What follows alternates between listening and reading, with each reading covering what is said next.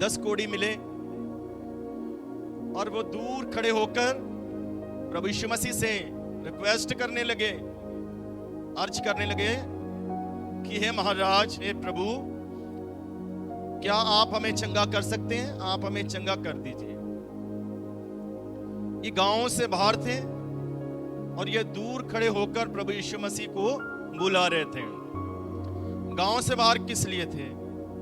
वो इस कारण कि पुराने नियम में मूसा की व्यवस्था के अनुसार जो परमेश्वर ने उनको दी थी कि अगर किसी को कोढ़ का रोग हो जाए तो उसको मोहल्ले में, यहां पर आबादी है, लोगों के बीच में उसको रखा ना जाए, उसको गांव के बाहर वो रहने लगे अलग, और वो अपने मुंह को अपने हाथ से ढके रखें और हमेशा वो पुकारते रहे, अशुद्ध अशुद्ध अशुद्ध। अपने मुंह को ढांपे रहे और हमेशा पुकारते रहे, अशुद्ध अशुद्ध। ये परमेश्वर की ओर से ये व्यवस्था थी कि वो गांव से बाहर रहे। कारण क्या था कि ये जो बीमारी है वो एक से दूसरे को भी हो सकती है।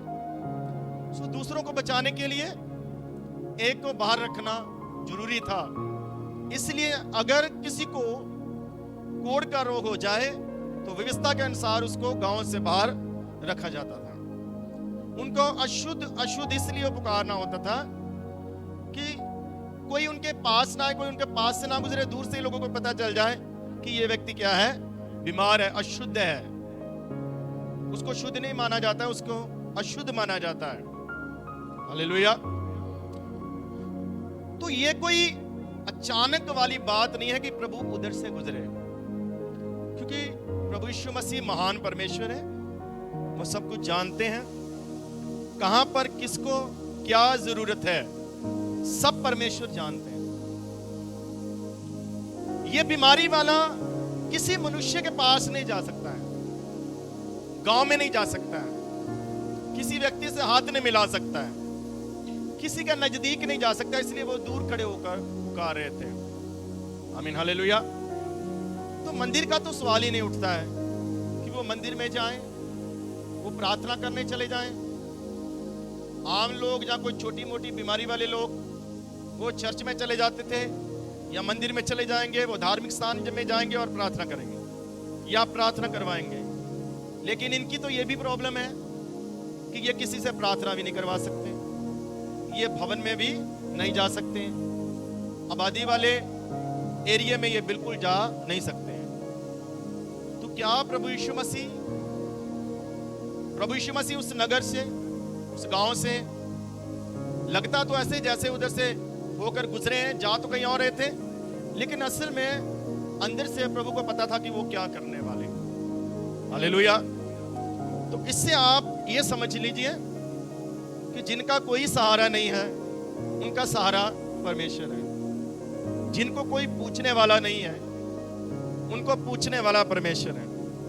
जिनका कोई हाल चाल पूछने नहीं आता उसका हाल चाल पूछने वाला परमेश्वर है। आमीन, हालेलुया। अगर कोई उनके लिए प्रार्थना नहीं कर सकता, लेकिन जिसके सामने प्रार्थना करना है वो इनके हृदय की प्रार्थना को सुनते हैं। आमीन, हालेलुया।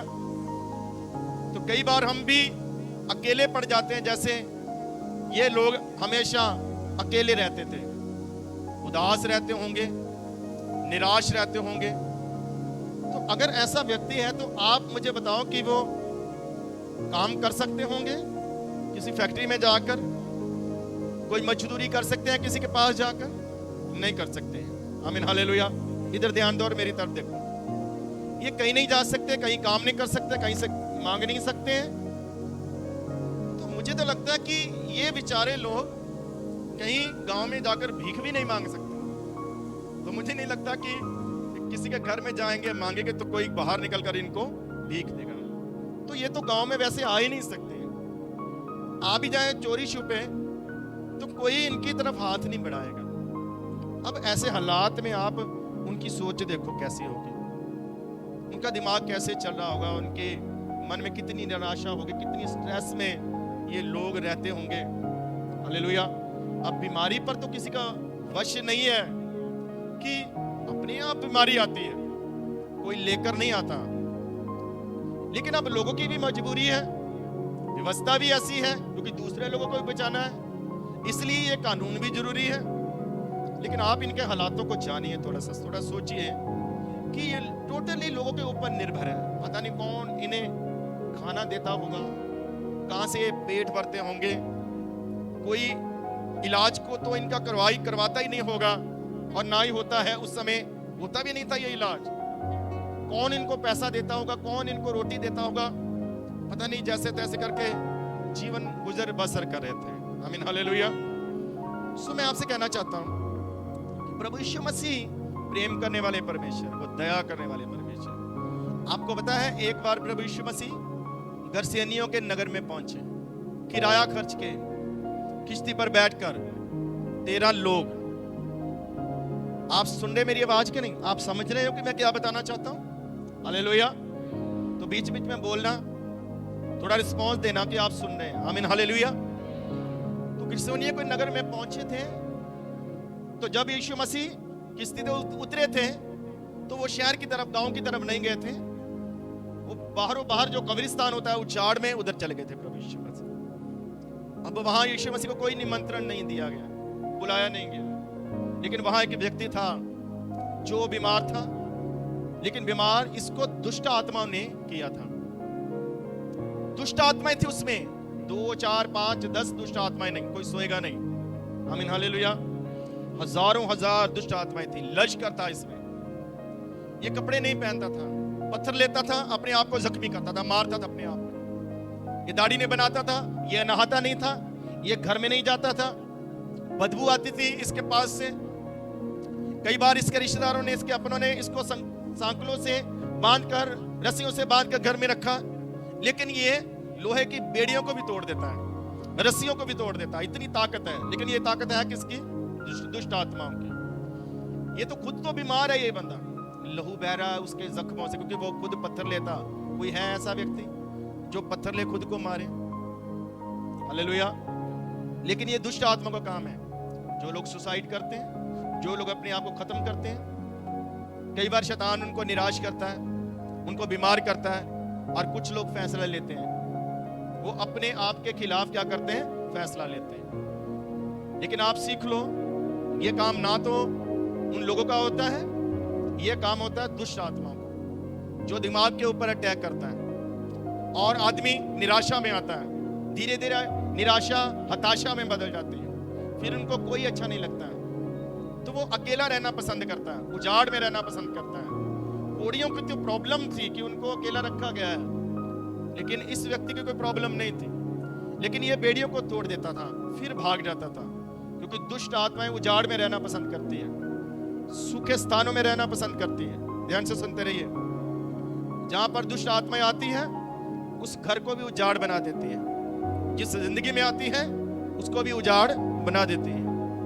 उसका कहीं मन नहीं लगता है, वो कभी खुश नहीं होता है, उसका खाने को भी मन नहीं करता, कहीं जाने को, कहीं मिलने को किसी से उसका मन नहीं करता। उसको हर कोई बुरा लगता है, उसको हर एक से शिकायत होती है, और ये चीज धीरे धीरे बढ़ती उसको लगता है कि ये संसार मेरे लिए बेकार है, ये संसार कुछ नहीं मेरे लिए, तो मैं अपने आप को खत्म करूंगा। दुष्ट आत्माओं का काम है, ये शैतान का काम है, और इससे बचना है मसीह लोगों को। आमीन, हालेलुया। तो प्रभु यीशु मसीह खुद गए वहां पर। मैं बता क्या रहा हूं कि प्रभु यीशु मसीह खुद वहां पहुंचे, उस बीमार को चंगा किया, दुष्ट आत्माओं को निकाला, वो व्यक्ति होश में आया और वो प्रचार करने लगा। आमीन, हालेलुया। अब किसी ने नहीं बुलाया, तो मैं आपसे कहना चाहता हूं कि जिसका कोई सहारा नहीं है, उसका एक सहारा है, परमेश्वर है। तो आप कभी निराश मत होइए। अगर निराश होते भी हैं तो उस समय हताश मत होइए। जो प्रॉब्लम आई है वो चली जाएगी, उसको दूर परमेश्वर करेंगे। अगर आपकी दुआ सच्ची है, अगर आपका मन सच्चा है, तो हालात कैसे भी हैं, प्रभु आपके लिए कोई ना कोई रास्ता निकालेगा। किसी ना किसी तरीके से परमेश्वर आपके पास आएगा, चाहे वचन के वसीले आए, किसी व्यक्ति के वसीले आए, वचन के वसीले आए, किसी फोन के वसीले आए, किसी ना किसी रूप में प्रभु आपके पास आएंगे और आपके लिए रास्ता निकालेंगे। कई बार प्रभु नजर नहीं आता है, दिखता नहीं है, लगता नहीं है ये प्रभु का काम है, लेकिन प्रभु का काम होता है। कई बार आपके लिए रास्ते खुल जाते हैं, कई बार कोई और आपका काम कर देता है, कई बार कोई और व्यक्ति आपकी जरूरत को पूरा करता है। और उस समय ये जान लीजिए कि ये मेरा काम नहीं है, ये इस व्यक्ति का काम भी नहीं है, ये मेरे प्रभु का काम है। ये काम उसने मेरे लिए किया है, वो मेरे लिए उपलब्ध है, वो मेरे लिए खड़ा है, वो मुझसे प्रेम करता है। आमीन, हालेलुया, हालेलुया। सो इस बात को हमेशा याद रखें कि प्रभु सबसे प्रेम करते हैं, वो कभी भी पक्षपात नहीं करते। वो चाहे कोई पीछे बैठा हो, चाहे कोई आगे बैठा हो, चाहे कोई कहीं भी हो, अगर दिल सच्चा है, दुआ सच्ची है, अगर आपको लगाव है अपने परमेश्वर से, तो परमेश्वर किसी ना किसी रूप में आपके लिए काम करेंगे। आमीन, हालेलुया, हालेलुया। लेकिन एक बात मैं कह देना चाहता हूं, क्या ये 10 कोढ़ी मसीही थे? क्या वो गिरसेनी जो भूतों वाला था, क्या वो मसीही था? नहीं। हालेलुया। क्या 12 साल की बीमार औरत मसीही थी? उसने काम सुने थे, वो कहती थी मैं पल्ले को छू लूंगी तो मैं चंगी हो जाऊंगी। आप सुनो थोड़ा सा ध्यान से, क्या कहती थी वो? मैं, आप बोलिए, क्या कहती थी? ऊंचा बोलो, क्या कहती थी? मैं पल्ले को छू लूंगी जिस दिन तो मैं क्या हो जाऊंगी। लेकिन पल्ले को छूने का अवसर भी तो मिले। आमीन, हालेलुया। ये बात परमेश्वर जानते थे और एक दिन परमेश्वर ने उसको ये अवसर दिया। प्रभु यीशु मसीह उसके नगर से गुजरे। आमीन, हालेलुया। अवसर देगा परमेश्वर आपको, उसको मिला मौका उसके विश्वास को पूरा करने का। परमेश्वर ने मौका दिया, ले मैं आ गया हूं, चाहे मैं भीड़ में हूं, अब छू सकती है तो छू ले। आमीन, हालेलुया। जगई देख, तू निराश रहता है अपने पाप के कारण, तू उदास रहता है अपनी गलतियों के कारण, देख आज तेरे लिए अवसर है, मैं तेरे गांव से गुजर रहा हूं। आमीन, हालेलुया। अब तू देख सकता है तो देख ले, अब तू मुझे पा सकता है तो पा ले, मेरे पास आ सकता है तो आ, क्योंकि मैं तेरे पास आया हूं। आमीन, हालेलुया। बाइबल कहती है प्रभु हमारे पास आते, पवित्र आत्मा के वसीले। वचन में लिखा है मेरे ख्याल से रोमिया की किताब में कि प्रभु यीशु मसीह का जो पवित्र आत्मा है, वो लिखा कि मसीह लोगों के साथ आंसुओं के साथ दुआ करता है, क्योंकि वो सहायक है ना। सहायक का काम क्या है? आपके दुख में साथ देना, आपके सुख में भी साथ देना। लेकिन एक बात याद रखो, वो जो आंसू, वो दुआ वाले आंसू बोले कि दुआ में तेरे आंसू के साथ पवित्र आत्मा क्या करेगा। लेकिन दुनिया के आगे आंसू बहाएंगे, संसार के आगे, तो उन आंसू में पवित्र आत्मा के आंसू नहीं होंगे। लेकिन जो दुआ में बहेंगे हिचकी की तरह, उन आंसुओं में पवित्र आत्मा के आंसू होंगे। सहायता, मदद आएगी, हेल्प आएगी। आमीन, हालेलुया, हालेलुया, हालेलुया। वो प्रभु है और वो खुद आपके पास आना चाहते हैं। 10 कोढ़ियों के हालातों को जानो, ना मांग सकते हैं, ना किसी से बोल सकते हैं, ना कहीं जा सकते हैं, ना प्रार्थना कर सकते हैं, लेकिन प्रभु खुद अवसर दिया, उनके पास से गुजरा। लेकिन प्रभु ने उनको बोला नहीं, देख मैं आ गया हूं। आमीन, हालेलुया। गरसेनी भूतों वालों को बोला नहीं, देख मैं आ गया हूं। जक्कई को बोला नहीं, देख मैं आ गया हूं। ये पता लगाना पड़ता है। आमीन, हालेलुया, कि ये प्रभु है, प्रभु मेरे पास है। ये जानना पड़ता। कौन जान पाएंगे?